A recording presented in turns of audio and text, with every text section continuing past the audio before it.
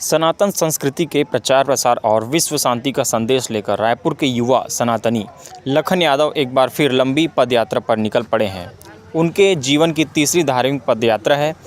इस बार वे नेपाल स्थित भगवान पशुपतिनाथ धाम तक पैदल यात्रा करेंगे, जहां पहुंचकर भगवान भोलेनाथ का जलाभिषेक कर विश्व कल्याण और शांति की कामना करेंगे।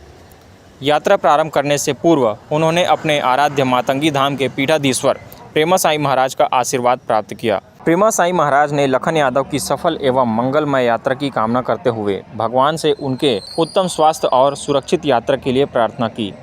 देख सकते हैं मेरे साथ जो खड़े हैं पीछे, इनका नाम है लखन यादव और ये जो बालक हैं इसने पूर्व में भी जो है पदयात्रा की है केदारनाथ और अयोध्या धाम। अभी इनकी ये तीसरी पदयात्रा है जो कि पशुपति धाम तक जा रही है। और ऐसे युवाओं का जो है हमने सबने सहयोग करना चाहिए, क्योंकि आज जो है युवाओं को जगाना और अपने धर्म के प्रति, सनातन धर्म के प्रति सजग करना। जब ऐसे युवा आगे आकर पदयात्राएं करते हैं तो इससे जो है हमारे जो नव युवा हैं उनके अंदर जो अपने सनातन धर्म के प्रति आस्था जो है और ज़्यादा तीव्र गति से जागृत होती है।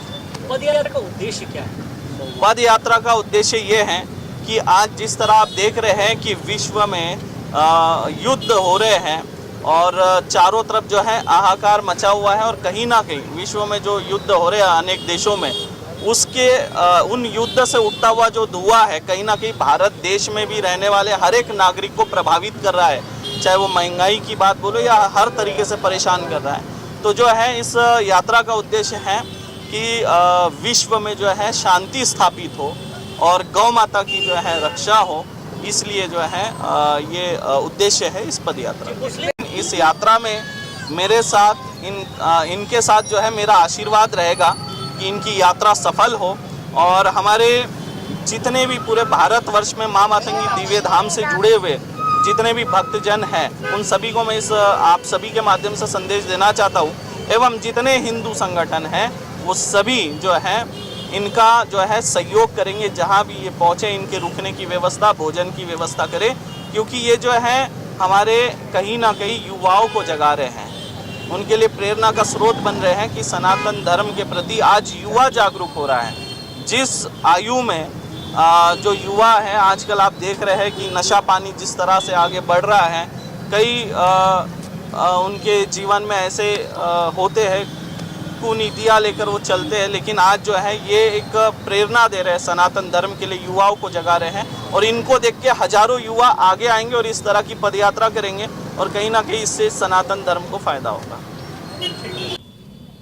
2023 की बात है, जब मेरा योग हो गया था सुसाइड का, जब मेरा योग हो गया था सुसाइड करने का हो गया था, तब मैंने नीलकंठ वर्णी देखा, स्वामी नारायण जी। उनको देखने के बाद प्रेरणा मिली कि स्वामी नारायण जी बाल ब्रह्मचारी में पदयात्रा करते थे। उसके बाद फिर मैंने देखा रामायण देखा, रामायण से मुझे प्रेरणा मिली और 22 जनवरी 2024 को प्राण प्रतिष्ठा था। मैं सोचा कि उस दिन रायपुर छत्तीसगढ़ से अयोध्या धाम पदयात्रा जाऊं, लेकिन मैंने फिर सोचा नहीं, ठंडी में जाने से मुझे वो मज़ा नहीं आएगा, मुझे आनंद नहीं आएगा। मैं चाह रहा था कि जितनी ज़्यादा तब गर्मी मिले मुझे, जिससे मुझे तकलीफ़ होती है गर्मी से, मैं चाहता हूँ कि इस तपती गर्मी में मैं जाऊँ। नौटप्पा का दिन मैं हर साल मतलब नौटप्पा का ही दिन चुनता हूँ और इससे मुझे बहुत ज़्यादा ऊर्जा मिलती है। जितनी ज़्यादा मुझे तकलीफ़ होती है उतनी ज़्यादा मुझे शक्ति मिलती है इस यात्रा में।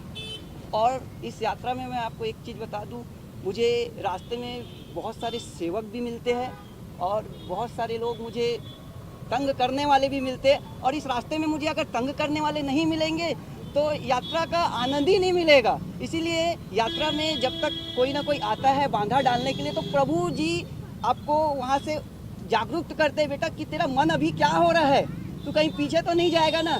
इसीलिए जागरूक करते हैं कि अपने आप से कभी मत हारना। तो यहाँ मेरा संकल्प है कि हमारी जो जगत जननी गौ माता है उसे राष्ट्र माता का दर्जा मिले।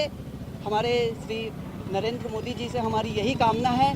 और नरेंद्र मोदी जी मतलब इस चीज़ में जुड़े हुए हैं कि जैसे 500 वर्षों साल बाद हमारे प्रभु श्री रामलला जी का घर मिला, वैसे ही हमारी जगत जननी गौ माता का भी एक बहुत बड़ा विश्व धाम होगा। हर जगह जगह में, हर ज़िले में हर स्टेट में गौ माता का बहुत बड़ा धाम होगा, ये मेरी नरेंद्र मोदी जी से कामना है। कहाँ कहाँ तक की आपकी यात्रा है, कब से कब तक की यात्रा होगी?